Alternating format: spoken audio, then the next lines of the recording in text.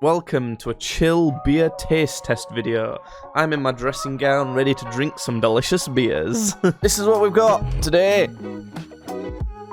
Hobson's Brewery Co. 12 bottles of Hobson's. What's weird about this box is I was expecting 12 different beers, but that's not what we've got at all. There's 6 different beers and 6 ciders, but not 6 different ciders. 2 of a certain type, 2 of a certain type, and 2 of a certain type. We're going to try each variety here. It means there's going to be 9 different varieties of beer or cider. I am not a big cider fan, so my ratings of those might be a little biased, but we'll see. We are starting off with Hobson's Shropstar Crisp Pale Ale. It's 4%. Apparently, it's sustainably brewed in Shropshire from Cleobury Mortimer. Oh, so the hops are not overwhelming. I think there's a trend in beers to be really hoppy. I think a lot of people think they like very hoppy beers, but that results in a lot of breweries overdoing it with the hoppy flavour. This does not do that. This is a hoppy beer that does not overdo it with the hops. It's nicely balanced. A little bit of a metallic taste on the end, but you taste hops, you taste some other sort of beery flavours. Reasonably simplistic, nothing that blows my mind with it though. I'm going to give this a solid 7.7 out of 10. Well, you're not going to hear me say this very often on this channel. It's cider time. Oldfield's Worcestershire Cider. Only thing I know about Worcestershire is the sauce. This is their medium dry variety. It's 4.8%. I'm not as qualified to talk about cider as I am beer. I don't drink it very often. I guess this is like the normal type. Like in Pokemon, it's like a normal type. Let's give it a try.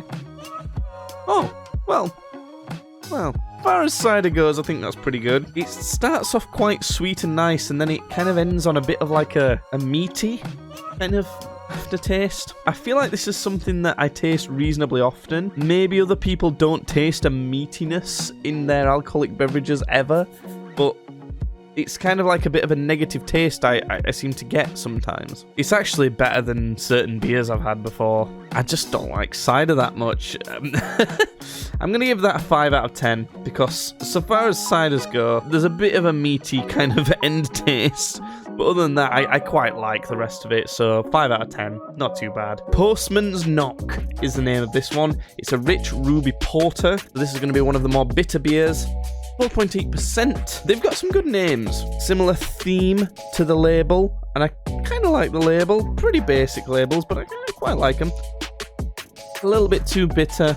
Got some coffee flavour to it, but it's not like crazy intense. I can't imagine anyone liking this beer that much. Because either you're the type of person who likes really intense bitter beers, or you're the type of person who likes more light, refreshing, maybe fruitier beers. Nobody is like massively in between those. That's where this beer lies. It is a more bitter beer, but it's not really that bitter. Having said that, that works slightly better for me. I'm honestly going to give this a 1.9 out of 10. Don't be too discouraged though, Hobson's. It's not as bad as you think. I'm very harsh, and I reckon that's probably going to be by far the worst out of this pack. Right, more cider time. Oldfield's Worcestershire Cider again.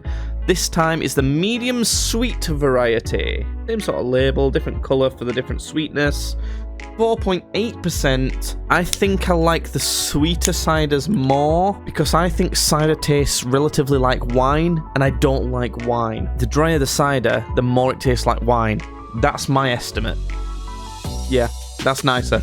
It's sweet. You can taste some of the kind of like crisp, cidery alcohol taste, but that's nice and sweet. You could drink a lot of that. This is really nice, actually. Oh my god, that's actually really good. What? I didn't think I liked cider that much, but actually, that's going nuts. I am missing a beery flavour. I do like beery sorts of flavours. I'm going to give it a 7.5 out of 10, though. Very much like it. Yes, my dear. Hobson's Brewery. It's a beer, Town Crier, crisp golden ale, 4.5%.